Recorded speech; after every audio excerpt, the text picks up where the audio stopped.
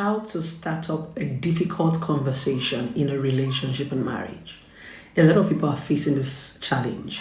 You want to talk about something that is a bit difficult and you don't know how to start it up. You don't want to offend your spouse. Maybe you did something that they don't like, or something that they asked you not to do, or something went wrong. You know that point somebody warns you about something and you do it and it goes bad, and you want to have that conversation and you don't know how to start. Start with a compliment. When you start with a compliment, it lowers the person's guard from being defensive. When you compliment people, you make them powerless. Fine girl. Even somebody that does not like you, once you say fine girl, don't smile. Fine boy, you don't smile. Compliments are very powerful. And that's one thing a lot of us forget to do as soon as we get married or we're in a relationship with people. See finish, we just enter. We forget to compliment people. So when you want to start up that difficult conversation, you can start like this. Baby, how was work today? You looked cute today while you were going out in the morning. My husband, you're so cute too. I was just looking at a picture on WhatsApp. He will smile. So how was work? I hope it wasn't so hard. I hope your boss did not give you so much time. I hope the staff did not give you so much time. Spring up a conversation that will just make him smile and make him relax before you now hit it. By the time you've given him all those compliments, he's so relaxed. You could now say, baby, that business you asked me not to do, I did it and it just flopped. He'll be like, really? By then, he's relaxed. He's not going to overreact, or she's not going to overreact the way they were going to react when you just, spring it up on them. Really, what happened? And when you give people compliments, it opens up the room for conversation. Yes, they will not, most times, when people are talking to you, you're just waiting to attack them. You're waiting to reply them. Especially people like us, wait to go school, we speak English, wait to they don't probably wear my mouth, yes. But when you give people compliments, you kind of soft pedal them. Once you just give them that compliment, you have weakened them. That's why when you want to tell people some certain things, you start nicely. They call it polite insults. You can actually tell people something, insult people in a very polite way, with a smile on your face.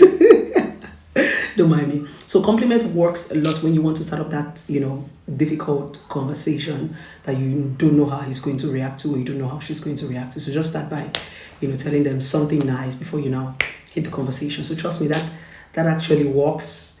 Do you understand? Number 2, after you give them compliment and you start to talk about it, after talking about it, hit the S word, I'm sorry. Baby, I'm sorry. I didn't know that this was going to go bad. Actually, I don't know why I didn't listen to you, but as we lose, we learn. While you're saying sorry, you are also bringing motivation inside the sorry, making you say yes. So while you are saying the sorry, you're still motivating yourself to tell him that I'm not stupid, a mistake I make, yes, baby, I know that the business went bad. I know I did it, but I know I'm going to do better next time. Please forgive me. You inspire yourself as you talk. You motivate yourself. When you're talking to people and when you want to have a difficult conversation, don't entirely make yourself look foolish. Don't tell yourself, I know I've been foolish. I know you're not foolish. For every time you make a mistake, you learn from it. You even become more powerful. So it's how you carry yourself in front of the person you're talking to. That's how they actually take you. Yes, you have made a mistake. Yes, you have dropped that difficult conversation. But still motivate yourself. Tell the person, yes, baby, I know I messed up, but I've learned from it. It's not going to happen again. These were the lessons I learned if I had listened to you, but now I know better. Don't just entirely go there and start to cry and roll yourself on the ground. No. Sometimes what triggers people is your foolishness, is the fact that you made the mistake and you are still foolish on top of it while you're apologizing. No, you don't have to be foolish while you're reading an apology. You get? So compliment, sorry, motivation, and inspiration. So when you do this stuff, you are going to shut the person up. The person's not going to have anything to say again, because it's like you take all the words from their mouth. All those blame that they want to push on you, you have accepted the blame. All the inspiration that they want to give you, you're giving yourself inspiration. So it's going to make the person shut up. The next thing you just hear is, okay, baby, it's fine. Don't worry, we'll try again. Yes. It just shortens all those long conversations of, I told you, maybe I told you, if you're not listening, and all those unnecessary arguments. So just, it cuts, because that's what a lot of us are avoiding when we make some decisions or the conversation is hard. You don't want arguments, you don't want fights, you don't know how the person is going to react, and so you don't know how to start it. And sometimes if you say, okay, let me delay, and the person now find out, it's not look as if, you lied. Why didn't you tell me? You hid it away from me. So there's gotten a lot of us into trouble where we are trying to wait for the storm to calm before we talk. The person now finds out the thing before we talk the talk. They will now come and start saying we are lying. So it now expands the wahala. So you can actually start up these difficult conversations just like this. Trust me, it works like magic. And you just see everything just, blown under the carpet. So oftentimes, people react based on the way you start up the conversation. Conversations are very, very powerful. We don't understand that.